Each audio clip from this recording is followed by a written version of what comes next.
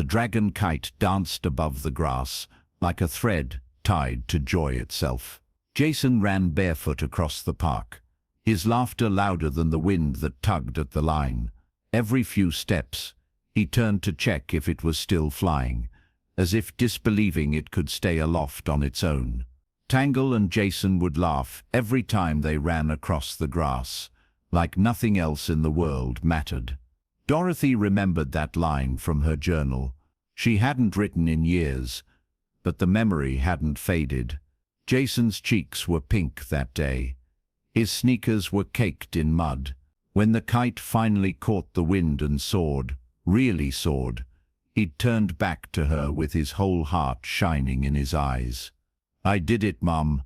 She clapped, smiled, pretended she didn't feel the sting in her eyes. Not from sadness, not then, but from a kind of joy only a mother understands. The kind that comes when your child feels invincible, and for a fleeting moment, so do you. Later, under drifting clouds on a worn picnic blanket, Jason curled beside her.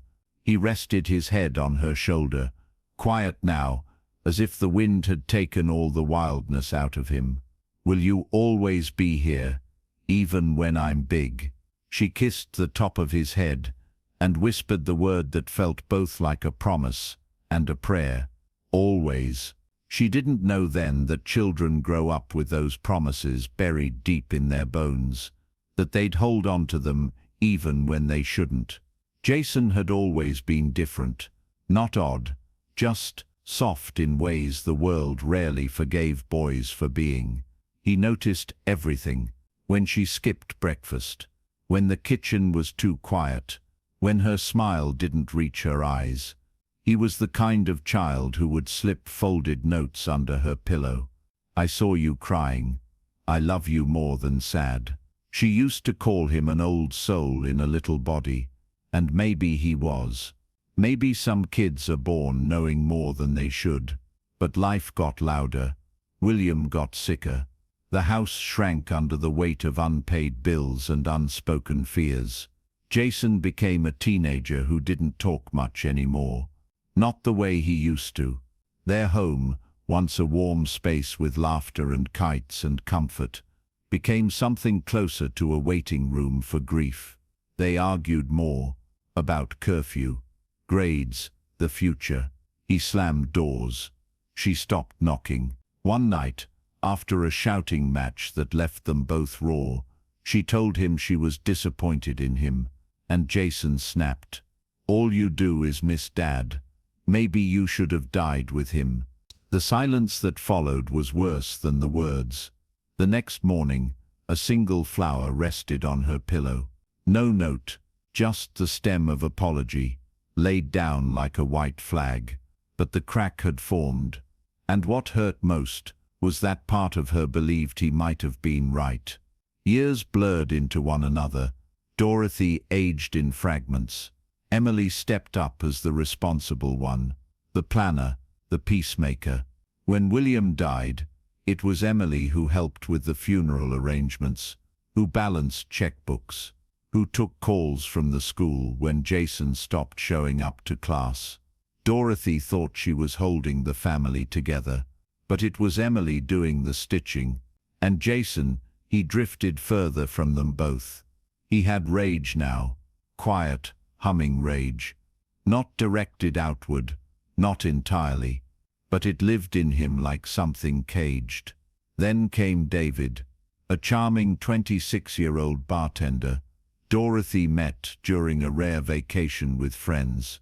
He was attentive, handsome, and for the first time in years, she felt seen, desired. Not a widow, not a mother, just Dorothy. Emily was the first to say what everyone else was only thinking. "Mum, this isn't love. This is a scam." Dorothy chose not to listen.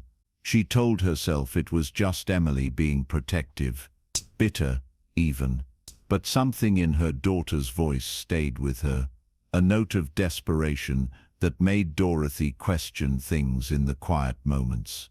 Then came the disappearance, the investigation, and the body. For a few haunting days, Emily believed the unthinkable, that her mother had killed him.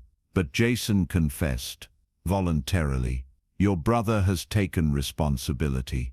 Your mother will be cleared." Emily sat on the kitchen floor for hours that night. The air was heavy with the smell of coffee she hadn't touched. Her hand still held the receiver long after the call ended. She stared at the refrigerator, at the magnets shaped like fruit, and wondered how a family could split open without anyone noticing the cracks. Dorothy visited Jason once, in a prison visitation room that smelled like bleach and bitter coffee. The walls were blank, the clock loud, every second a drip in the silence. Jason's hands were cuffed, his eyes were hollow but not empty. "Do you hate me?" "No," she said. "I hate what brought you to that point. I hate that I didn't see you were breaking." He didn't flinch. "Do you still love me?" Her voice trembled. "I never stopped, but I wish loving me hadn't hurt you so much." Jason never sent the letter he wrote her, but he wrote it anyway. "Mom, I'm sorry for what I did, for everything I never said. I thought I was protecting you, but I broke us. You once told me, love makes us brave. I still believe that.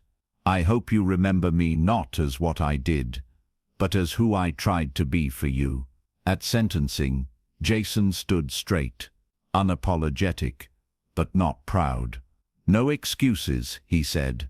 "I just want her to live free, even if I never do again." The gavel came down. 25 years. Dorothy didn't attend the hearing. She couldn't.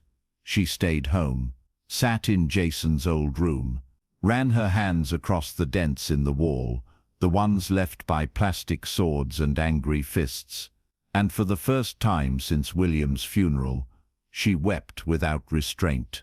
In the years that followed, she changed, stopped going to church, cut off old friends, had the old oak tree in the backyard removed. It had once been a place of second chances. She and David shared their vows beneath it. It had also become a grave. One rainy afternoon, her granddaughter, Emily's daughter, asked a question. "Grandma, did you ever fall in love again after Grandpa died?" Dorothy looked out the window at the empty space where the tree used to be. The rain traced lines on the glass, like tear tracks. "Yes," she said quietly. "Once, and it changed everything." That night, she opened an old box beneath her bed. Inside was a silver wedding band inscribed, "Forever begins now." She stared at it, not with rage, not even sorrow, just acceptance. "I don't regret loving," she whispered. "I only regret not seeing sooner what love should never cost." Dorothy Blake sat alone in her dimly lit living room, the silence pressing heavily around her. The once vibrant home, filled with laughter and the pitter-patter of children's feet, now echoed with memories and regrets.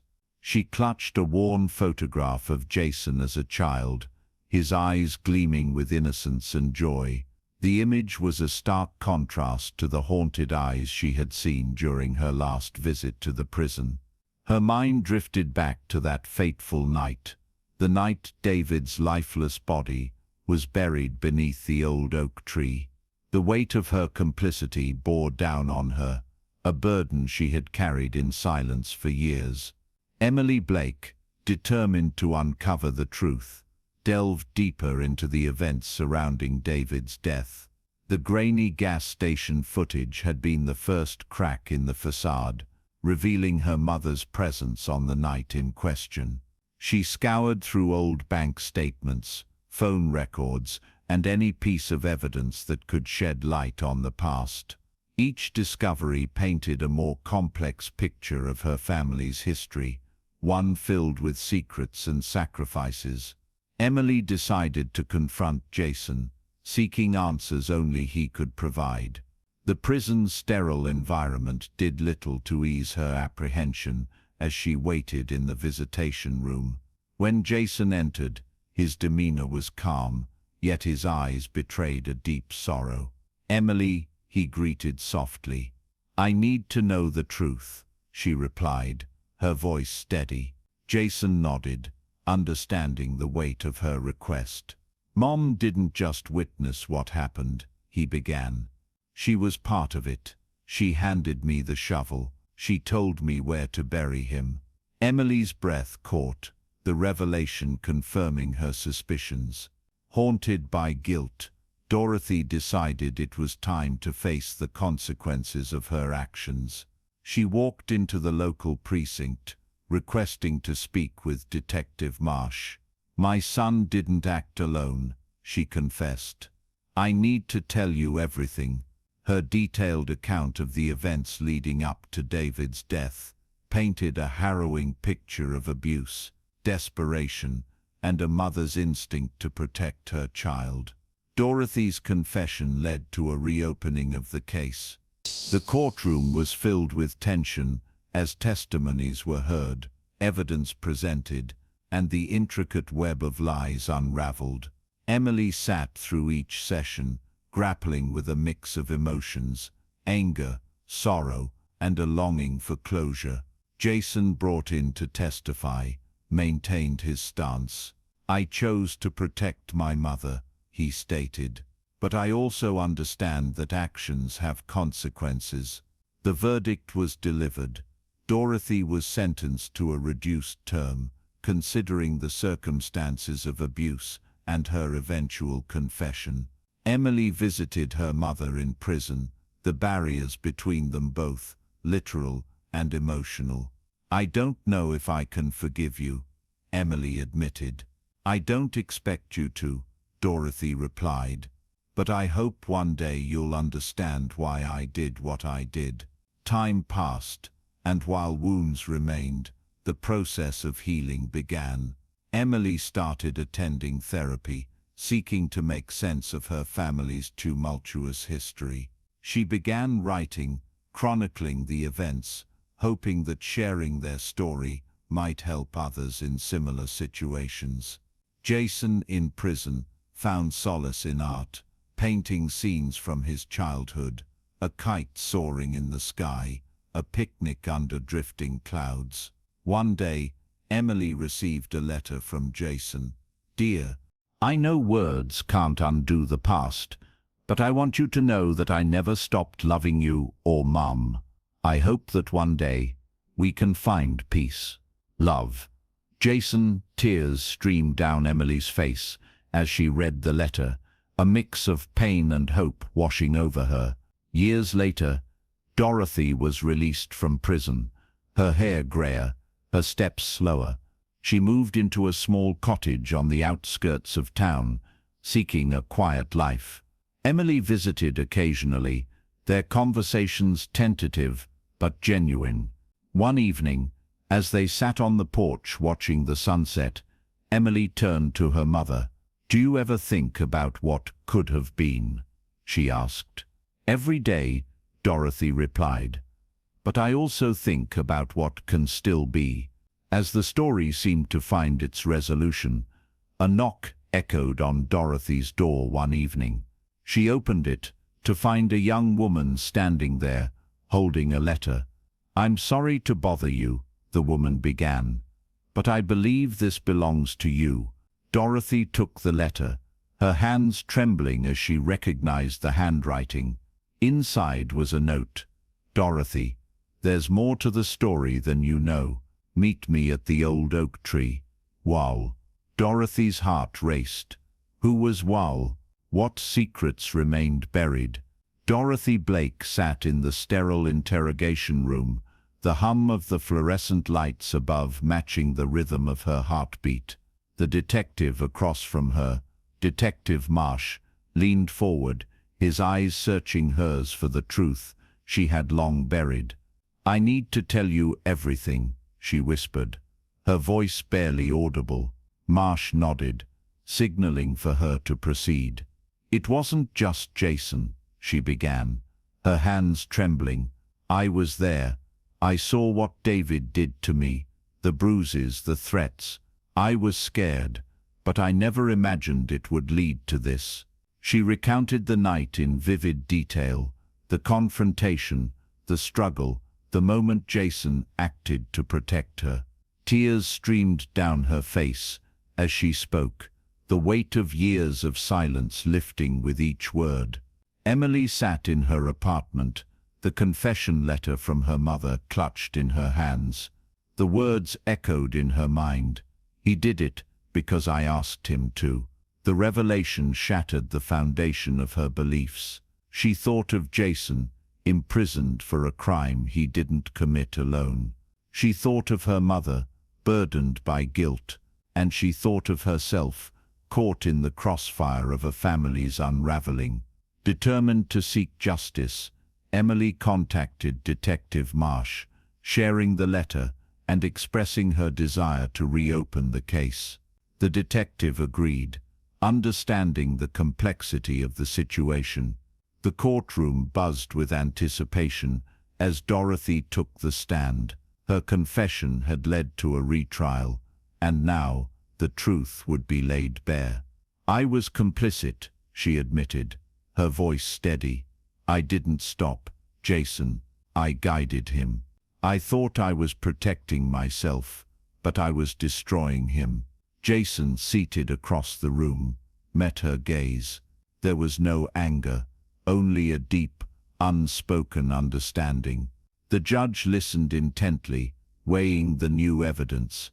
After deliberation, he addressed the court. "Given the circumstances and the new testimony, Jason Blake's sentence will be reduced. Dorothy Blake will face charges for her role in the incident." Dorothy served a reduced sentence, during which she and Jason exchanged letters, rebuilding their fractured relationship. Emily visited them both, seeking closure and understanding. Upon Dorothy's release, the family reunited, scars visible but healing.